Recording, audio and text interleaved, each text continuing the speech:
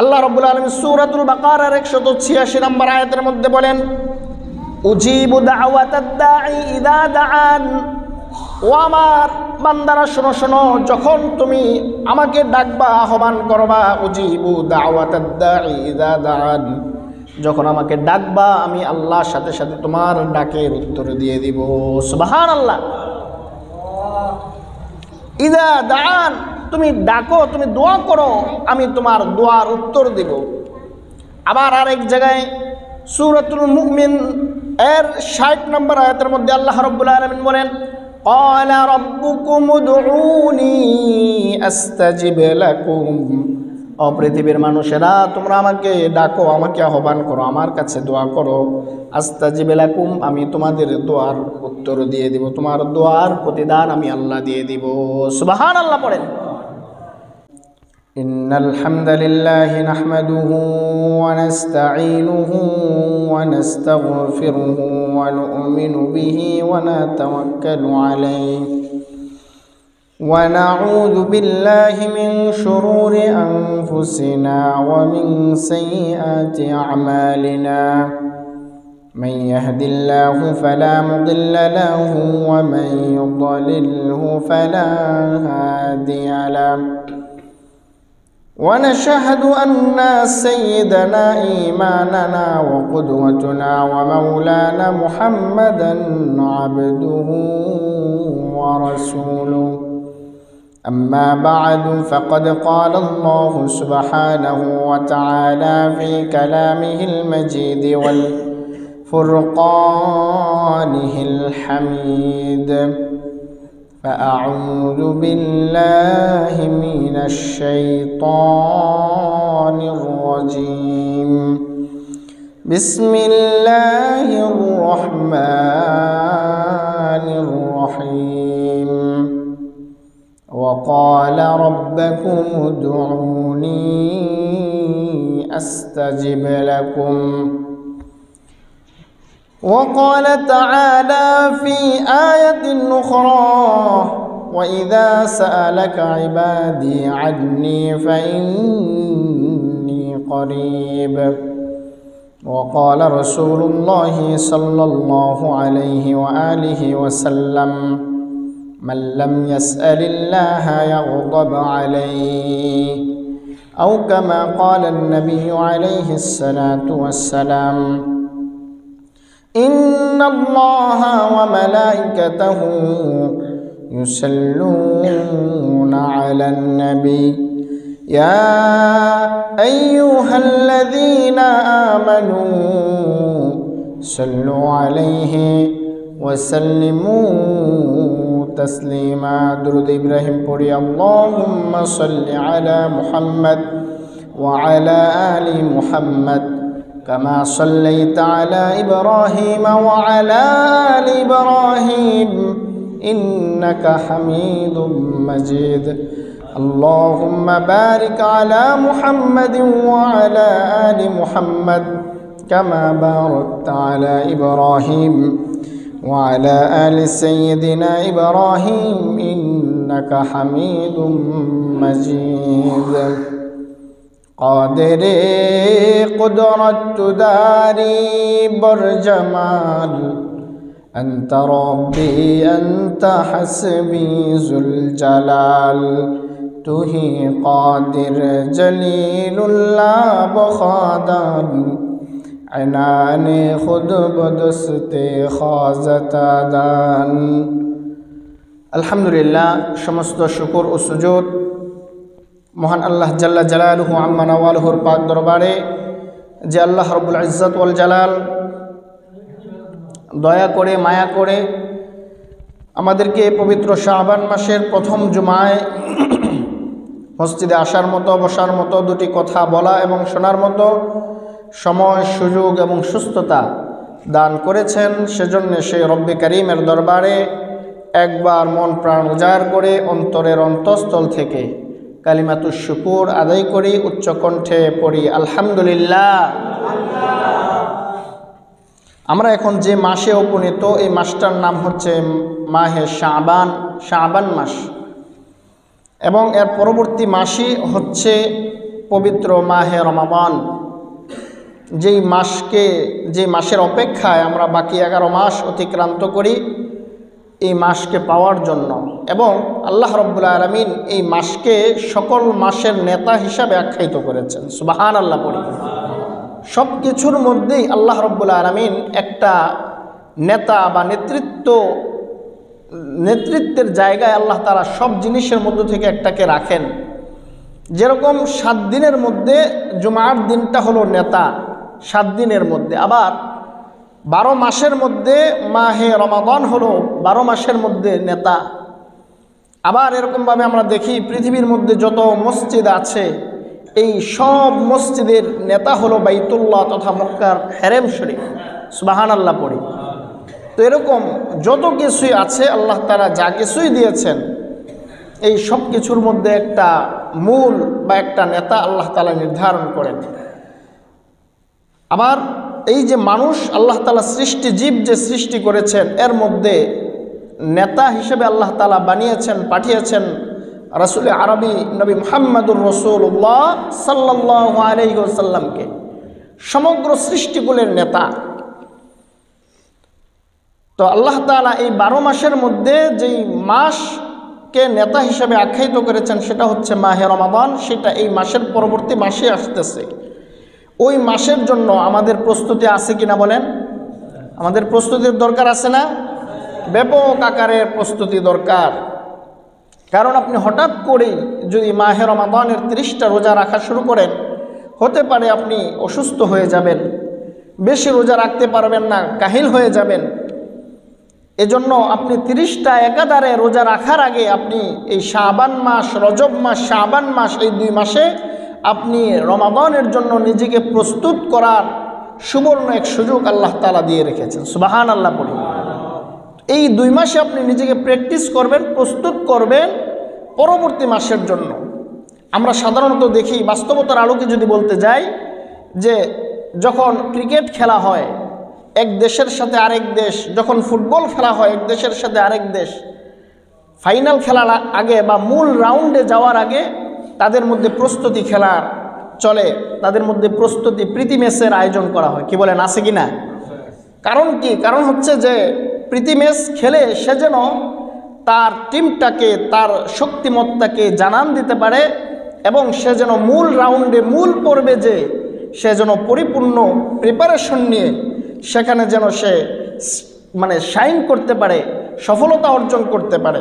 সেজন্য সে প্রীতি ম্যাচ খেলে, নিজেকে ফিট করে, নিজেকে শক্ত করে, তারপরে সে মূল খেলায় বা মূল মাঠে সে নামে।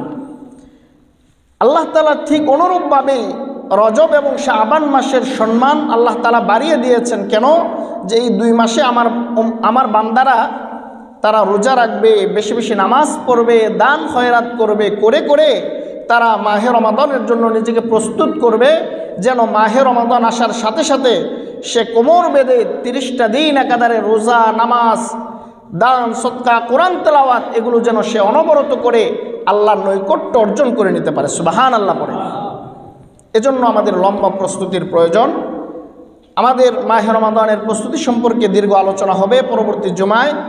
আজকে যে বিষয়টা নিয়ে কথা বলবো, এই বিষয়টা হলো খুবই গুরুত্বপূর্ণ একটা জিনিস, খুবই গুরুত্বপূর্ণ একটা বিষয়। সেটা হচ্ছে দোয়া। কি সম্পর্কে আলোচনা হবে? দোয়া। সবাই বলেন কি সম্পর্কে? দোয়া সম্পর্কে। দোয়া এমন একটা ইবাদত, এমন একটা বিষয় যেটা ছাড়া আপনি আপনার জীবন কল্পনা করতে পারেন না। কল্পনা করা যায়? দোয়া ছাড়া কি আপনার আমার জীবন চলবে? আল্লাহর কাছে আপনি কিছুই চাইলেন না, তাহলে তো আপনার জীবন থেমে থাকবে, চলবে না। আপনার জীবনে যা কিছুই দরকার আল্লাহর কাছ থেকে চেয়ে নিতে হবে, দোয়া করে নিতে হবে। দোয়া এর শাব্দিক অর্থই হলো চাওয়া, আহ্বান করা, ডাকা। এই যে আমরা দৈনন্দিন 5 ওয়াক্ত নামাজ পড়ি, নামাজের আরবি শব্দ হলো সলাত।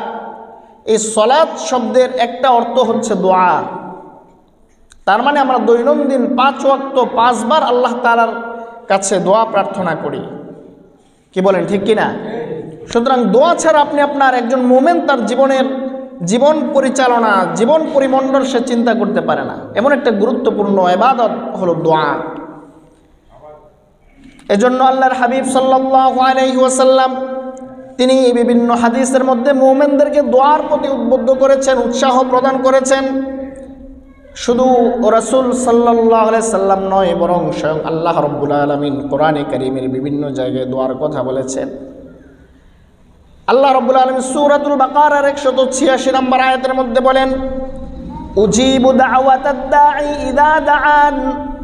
ও আমার বান্দারা শোনো শোনো, যখন তুমি আমাকে ডাকবা, আহ্বান করবা, উজিবু দাওয়াতাদ দাঈ ইযা দাআন, যখন আমাকে ডাকবা আমি আল্লাহর সাথে সাথে তোমার ডাকের উত্তর দিয়ে দিব। সুবহানাল্লাহ। ইযা দাআন, তুমি ডাকো, তুমি দোয়া করো, আমি তোমার দোয়ার উত্তর দিব। আবার আরেক জায়গায় সূরাতুল মুমিন এর 60 নম্বর আয়াতের মধ্যে আল্লাহ রাব্বুল আলামিন বলেন, ক্বালা রাব্বুকুম উদউনি আস্তাজিব লাকুম। ও পৃথিবীর মানুষেরা, তোমরা আমাকে ডাকো, আমাকে আহ্বান করো, আমার কাছে দোয়া করো। আস্তাজিব লাকুম, আমি তোমাদের দোয়ার উত্তর দিয়ে দিব, তোমার দোয়ার প্রতিদান আমি আল্লাহ দিয়ে দিব। সুবহানাল্লাহ পড়েন।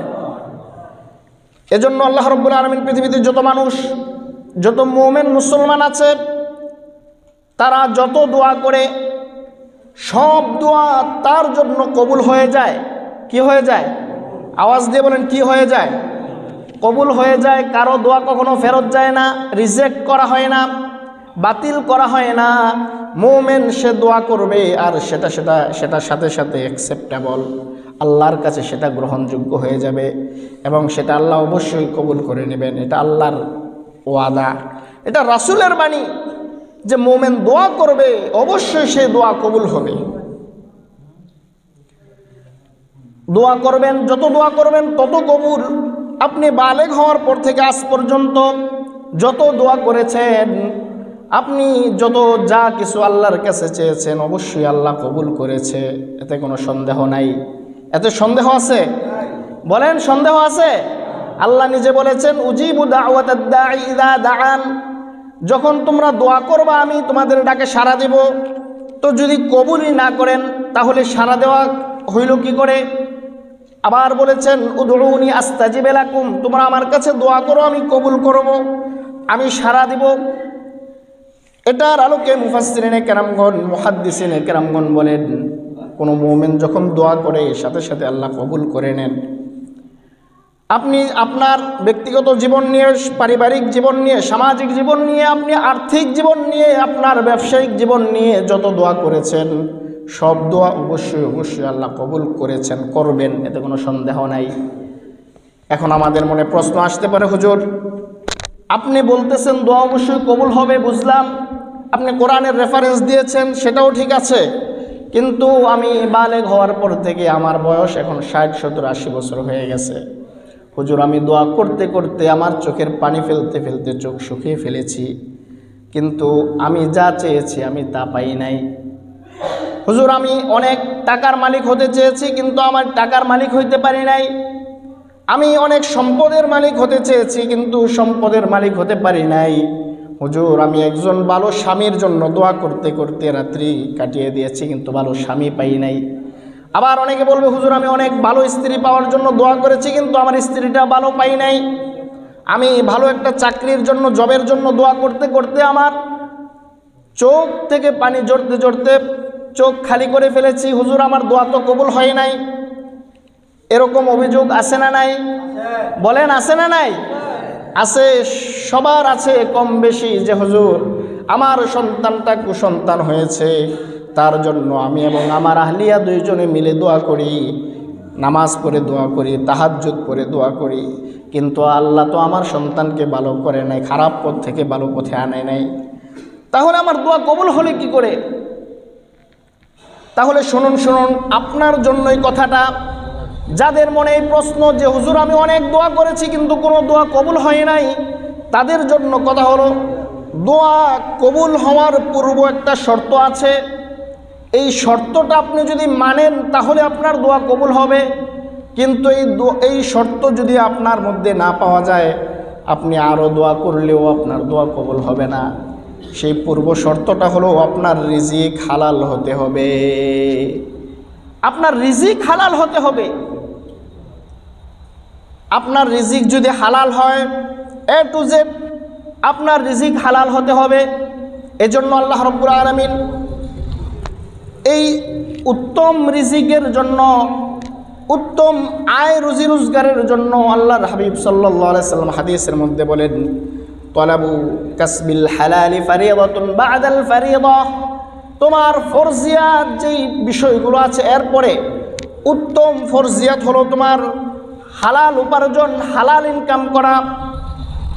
আবার আল্লাহ রাব্বুল আলামিন কোরআনের মধ্যে সূরাতুল বাকারায় বলেছেন, ইয়া আইয়ুহার রাসূলু কুলু মিনাত তাইয়্যিবাতি ওয়া আমালু সলিহা।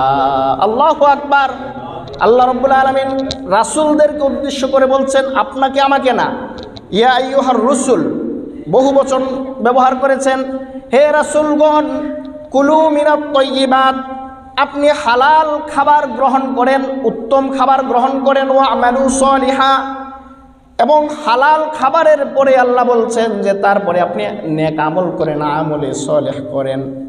কারণ আপনি খাদ্য যদি হালাল না হয়, আপনার বক্ষণটা যদি হালাল না হয়, তাহলে আপনি যতই আমলে সলেহ করেন এগুলো কোনো কাজে আসবে না। কি বলেন, ঠিক কিনা? আপনার হালাল ইনকাম যদি না হয়, হালাল খাদ্য যদি না হয়, তাহলে আপনি যতই আমলে সলেহ করেন এগুলোর কোনো কাজে আসবে না। এটা রাসূলদেরকে উদ্দেশ্য করে আল্লাহ কোরআনের মধ্যে বলেছেন যে আপনি আমলে সলেহ করবেন, এটা পরের কাজ, কিন্তু তার আগে আপনি উত্তম খাদ্য গ্রহণ করেন, হালাল খাদ্য গ্রহণ করেন। এখানে হালাল খাদ্য বলতে দুইটা বিষয়। একটা হচ্ছে যে আমার ইনকাম হালাল, কিন্তু আমি হালাল ইনকাম দিয়ে আমি মদ খাইলাম, আমি গাঞ্জা খাইলাম, অথবা আমি শুকর কুকুর খাইলাম। আপনার ইনকাম হালাল, কিন্তু আপনি হারাম বস্তু ভক্ষণ করলেন। আরেকটা হচ্ছে যে না, আপনার ইনকাম হারাম, কিন্তু আপনি খাইলেন উত্তম উত্তম খাবার, আপনি ভাত, রুটি, গোস্ত, যেগুলো আল্লাহ তাআলা হালাল করেছেন আপনি সেগুলোই খাইলেন, কিন্তু আপনার মূল ইনকামটাই হারাম। এজন্য আল্লাহ তাআলা কুলু মিনাত তাইয়্যিবাতি বলেছেন যে তোমার ইনকামও হালাল হতে হবে, পাশাপাশি তোমার ভক্ষণটাও হালাল হতে হবে। এই দুইটার সমন্বয়ে তুমি যদি খেতে পারো, তোমার রুজি রোজগার যদি তুমি করতে পারো, তুমি ভক্ষণ করতে পারো, তাহলে তোমার শরীরের সমস্ত অঙ্গ প্রত্যঙ্গ এই হালাল রুজি দিয়ে যখন গড়ে উঠবে, বেড়ে উঠবে, তখন এই শরীর নিয়ে যখন আল্লাহর কাছে দোয়া করবা, এই দোয়ার সাথে সাথে আল্লাহ তাআলা কবুল করে নেবেন। সুবহানাল্লাহ। তাহলে আপনার আমার দোয়া কবুলের পূর্ব শর্ত হলো হালাল রুজি উপার্জন করা। এবার আপনি এই কষ্টিপাথরের আলোকে নিজেকে মিলান যে আমি বালেগ হওয়ার পর থেকে আজ পর্যন্ত হারাম পথে আমার ইনকাম হয়েছে কিনা, হারাম উপার্জন থেকে আমার ইনকাম হয়েছে কিনা, হারাম খাদ্য থেকে আমি ভক্ষণ করেছি কিনা। যদি হারাম খাদ্য থেকে ভক্ষণ করে আপনি চোখের পানি ফেলতে ফেলতে যদি চোখ কালো করে ফেলেন, চোখ অন্ধ করে ফেলেন, তাহলে আপনার দোয়া কোনো কাজে আসবে না। এই জন্য আমরা দেখি অনেক মানুষ হজে যায়, হজে যেয়ে বাইতুল্লাহ শরীফ ধরে তারা দোয়া করে, আরাফার ময়দানে দোয়া করে, কিন্তু তাদের দোয়া বিন্দুমাত্র কাজ হয় না, কবুল হয় না। কারণ কি? তার হজের পয়সাটাই হারাম। কি বলেন, আছে না নাই? তার হজের পয়সাটাই হারাম। তারপরে তার বাড়িতে যা কিছু খায় অধিকাংশই সে হারাম খায়, অথবা হারাম উপার্জন থাকে। সে সুদের খাতায় নাম, তার উপার্জন সে অন্যের উপর জুলুম কইরা তারপরে টাকা ইনকাম করে উপার্জন করে, সে টেবিলের নিচ দিয়ে উপার্জন করে, তারপরে সেগুলো দিয়ে বাড়ি গাড়ি করে, অট্টালিকা করে। শেষ বয়সে তারপরে সে চিন্তা করে সারা জীবন আকাম কুকাম করলাম, এবার একটু ভালো হতে হবে। সে সোজা চলে যায় মক্কা মদিনা জিয়ারতে।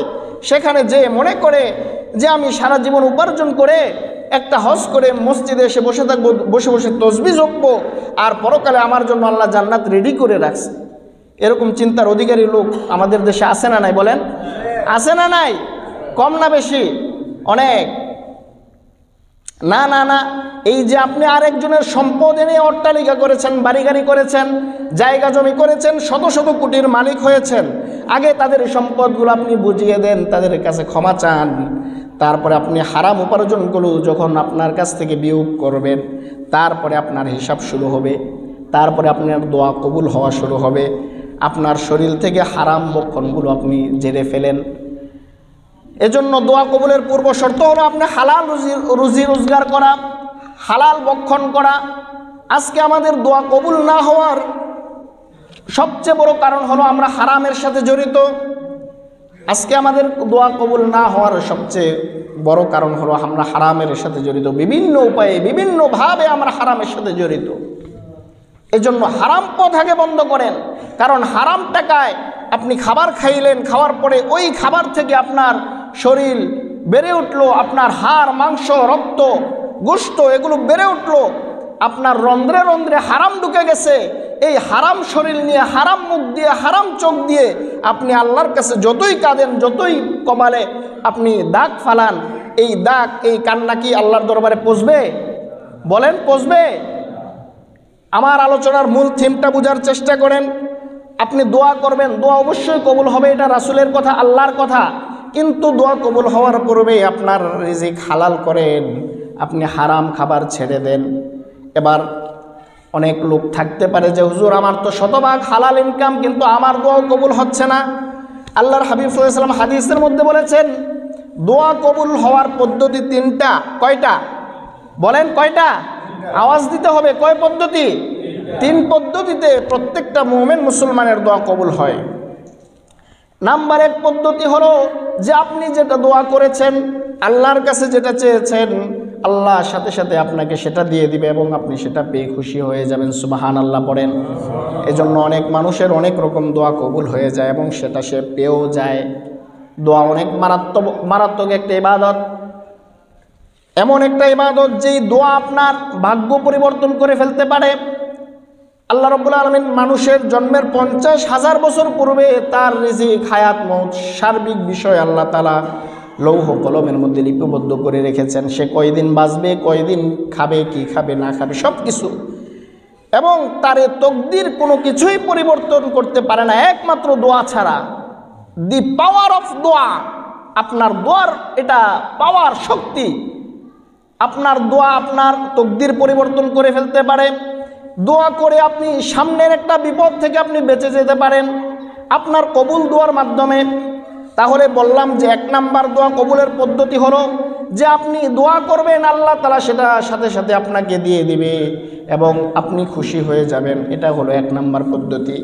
2 নাম্বার পদ্ধতি হলো আপনার দোয়া কবুল, যেই দোয়া করেছেন সেটা কবুল হয়েছে এবং কবুল হওয়ার সাথে সাথে আল্লাহ আপনাকে দিয়ে দেয় নাই, কিন্তু এই কবুলের বদৌলতে আপনার 5 দিন পরে, 10 দিন পরে অথবা 1 সপ্তাহ পরে আপনার সামনে বিশাল বড় বিপদ ছিল, বিশাল বড় একটা আপদের মধ্যে পড়ে যেতেন, কিন্তু আল্লাহ আপনার এই দোয়া কবুল করার মাধ্যমে ওই বিপদ থেকে আল্লাহ বাঁচিয়ে দেন। সুবহানাল্লাহ। এটা হলো দ্বিতীয় পদ্ধতি, যে আপনার দোয়া কবুল হয়েছে তাৎক্ষণিক সাথে সাথে না, এটা আপনার ওই যে বিপদ আপনার উপরে আসতেছিল, আল্লাহ তাআলা আপনার কবুল দোয়ার বদৌলতে ওই বিপদ থেকে আল্লাহ তাআলা আপনাকে হেফাজত করে দিয়েছেন। এটা 2 নাম্বার পদ্ধতি। 3 নাম্বার পদ্ধতি হলো যে আপনি দোয়া করেছেন, দোয়া কবুল হয়েছে, সেটা আল্লাহ সাথে সাথে দেয় নাই, অথবা আল্লাহ তাআলা এটা আপনার জন্য জমা করে রেখেছে, ফান্ডের মধ্যে রেখে দিয়েছে, যে আমার বান্দা আমার কাছে দোয়া করেছে, চেয়েছে, তার হালাল খাদ্য, হালাল শরীর নিয়ে, হালাল মুখ দিয়ে, হালাল চক্ষু দিয়ে, হালাল হাত তুলে আমার কাছে দোয়া করেছে, আমি তার এই কবুল দোয়াটাকে আমি স্টক করে রাখলাম। যেদিন আমার বান্দা বিপদে পড়ে যাবে, যেদিন আমার বান্দা জাহান্নামের জন্য ফয়সালা হয়ে যাবে, কোনো বিপদ তাকে আচ্ছন্ন করে ফেলবে হাসরের ময়দানে, সেদিন আমি আমার এই বান্দাকে তার এই কবুল দোয়ার বদৌলতে আমি তাকে জাহান্নামের রাস্তা থেকে বাঁচিয়ে তাকে জান্নাত দিয়ে দিব। জোরে বলেন সুবহানাল্লাহ। তার মানে আপনার দোয়া করেছেন, আপনি দোয়া কবুল, এতে কোনো সন্দেহ নাই। টুডে অর টুমোরো, আজ না হয় কাল, হতাশ হয়ে যাওয়ার কিছু নাই, আপনি দোয়া করে যান। আমরা সাধারণত দেখি মানুষের কাছে যখন আপনি বেশি চাইবেন, মানুষ রাগ হয়ে যায়। 1 বার চাইবেন, 2 বার চাইবেন, 3 বারের বেশি যখন একজন মানুষের কাছে আপনি বারবার চাইবেন, তখন সে রাগ হবে। কিন্তু আল্লাহ বলেন, রাসূল সাল্লাল্লাহু আলাইহি ওয়াসাল্লাম বলেন যে আল্লাহর কাছে তুমি যত না চাইবা, আল্লাহ তত বেশি রাগান্বিত হন। আল্লাহর হাবিব সাল্লাল্লাহু আলাইহি ওয়াসাল্লাম বলেন, মান লাম ইয়াসআলিল্লাহ ইয়াগদাব আলাইহি, যে ব্যক্তি আল্লাহর কাছে চায় না, আল্লাহর কাছে আকুতি মিনতি করে না, আল্লাহ তার উপর রাগান্বিত হন। আর যত বেশি চাইবেন তত বেশি দেওয়ার জন্য প্রস্তুত কে? জোরে বলেন কে? আপনি যত বেশি চাইবেন তত বেশি খুশি হবে। আপনি দৈনিক একবার না, দুইবার না, 5 বার না, 10 বার না, 100 বারও যদি চান, সাথে সাথে আল্লাহ আপনার দোয়া কবুল করে নেবেন। আল্লাহ আপনার দোয়া অনুযায়ী অনুপাতে আপনাকে দিয়ে দিবেন, এতে কোনো সন্দেহ নাই। কিন্তু কথা হলো, আপনার দোয়ার পূর্বে আপনার শরীরের রক্ত মাংস এগুলো হালাল হতে হবে, আপনার রিজিক হালাল হতে হবে। রিজিক হালাল হওয়ার পরে এই জন্য ওলামায়ে কেরাম, বড় বড় আল্লাহর ওয়ালি বুজুর্গ যারা, তাদেরকে দেখি যে আল্লাহর কাছে তারা যা চান অনেক ক্ষেত্রে সাথে সাথে আল্লাহ কবুল করে নেন, এবং দোয়ার যেই ফলাফল সেটা আমরা দেখতে পাই, দেখি। কারণ কি? তাদের হালাল ইনকাম, হালাল খাদ্য, হালাল রক্তে মাংস নিয়ে আল্লাহর কাছে দোয়া করলে আল্লাহ সেই হাত ফিরিয়ে দেন না। আপনি আমিও যদি হারাম থেকে বেঁচে হালাল উপার্জন দিয়ে শরীর গঠন করতে পারি, আপনি আমিও আল্লাহর ওলি হওয়া সহজ। আল্লাহর ওলি হতে খুব বেশি কিছু লাগে না। সুতরাং আপনি বেশি বেশি দোয়া করবেন। এই জন্য আল্লাহর হাবিব সাল্লাল্লাহু আলাইহি ওয়াসাল্লাম হাদিসের মধ্যে বলেন, আদ-দুআউ মুখুল ইবাদা। দোয়া এমন একটা ইবাদত, এটা ইবাদতের মগজ। ইবাদতের মগজ। আপনি যত ইবাদত করেন না কেন, আপনার এই দোয়াটা হলো সকল ইবাদতের মগজ, মাথা। এই দোয়া ছাড়া আপনার ইবাদতগুলো হলো মাথাবিহীন শরীরের ন্যায়। এজন্য আপনি বেশি বেশি দোয়া করেন। আমরা নামাজের মধ্যে দাঁড়াই, 5 ওয়াক্ত নামাজ 5 বার দোয়া করি। আমাদের হালাল খাদ্য হইলে, হালাল শরীর হইলে আমাদের এই নামাজ আমাদের নাজাতের জন্য জরিয়া হয়ে যেত। কিন্তু আমাদের হারাম শরীর দিয়ে যতই নামাজ পড়ি, আমাদের ভিতরে কোনো পরিবর্তন আসে না, আমাদের পরিবারের মধ্যে কোনো পরিবর্তন আসে না, আমাদের সমাজের মধ্যে পরিবর্তন আসে না। এজন্য আমাদের বেশি বেশি দোয়া করতে হবে। দোয়ার কোনো বিকল্প নাই। আপনি যত বেশি দোয়া করবেন তত বেশি আল্লাহ দিবেন। দেওয়ার জন্য আল্লাহ প্রস্তুত হয়ে আছেন, যে আমার বান্দা চাবে আর আমি সাথে সাথে দেব। আমি দেওয়ার জন্য প্রস্তুত। মানুষ নেওয়ার জন্য প্রস্তুত হয়, কিন্তু আল্লাহ দেওয়ার জন্য প্রস্তুত। এবং 24 আওয়ার্স, 24 ঘন্টা আল্লাহর দরজা খোলা। আপনি রাত নাই, দিন নাই, যখন যা চাইবেন তখন আল্লাহ তাআলা দিয়ে দিবেন। সুবহানাল্লাহ পড়েন। সুতরাং আমরা চাইতে রাজি আছি তো ইনশাআল্লাহ? আর এই চাওয়ার আগে আমাদের রিজিক, ইনকাম, উপার্জন, খাদ্য হালাল করতে রাজি আছি তো ইনশাআল্লাহ? আপনি হারাম খাদ্য খেয়ে, ওই যে বললাম যে আপনি শবে কদরের রাত্রে বাইতুল্লাহকে সামনে নিয়েও যদি আপনি দোয়া করেন, আপনার দোয়া কবুল হবে না, কারণ আপনার সমস্ত শরীরে হারাম। এজন্য দোয়া করবেন বেশি বেশি। 3 শ্রেণীর মানুষের দোয়া কবুল হয়। এক হলো মা বাবার দোয়া, আরেক হলো সারাদিন রোজা রাখার পর ইফতারের পূর্ব মুহূর্তের দোয়া, আর একটা হলো মাজলুম ব্যক্তির দোয়া। এই 3 জনের দোয়া আল্লাহর কাছে সাথে সাথে কবুল হয়ে যায়। এই 3 জনের দোয়া থেকে, বদদোয়া থেকে বিরত থাকার কথা বলেছেন আল্লাহর হাবিব সাল্লাল্লাহু আলাইহি ওয়াসাল্লাম, যে তাদের সাথে এরকম আচরণ করো না। অর্থাৎ মা বাবার সাথে সন্তান এমন আচরণ করো না যে আচরণে ক্ষুব্ধ হয়ে মা বাবা সন্তানের জন্য বদদোয়া করে। অনেক সময় এরকম হয় যে মা বাবা অনেক সময় রাগান্বিত অবস্থায় সন্তানের জন্য বদদোয়া করে ফেলে এবং সেটা সাথে সাথে লেগেও যায়। এজন্য মা বাবার কাছ থেকে যেন বদদোয়া না আসে, এই চেষ্টা করা। তারপরে সারাদিন আমরা যখন রোজা রাখবো, আর রোজাটাও যেন হালাল খাদ্য খেয়েই হয়, এদিকেও দৃষ্টিপাত করা। তখন ইফতারির সামনে নিয়ে আপনি যখন দোয়া করবেন, এই দোয়া কবুল হবে। আবার কোনো মাজলুম, আপনি কারো উপর জুলুম করেছেন, সে আপনার বিরুদ্ধে আল্লাহর কাছে নালিশ করবে, সাথে সাথে এই দোয়া কবুল হয়ে যাবে।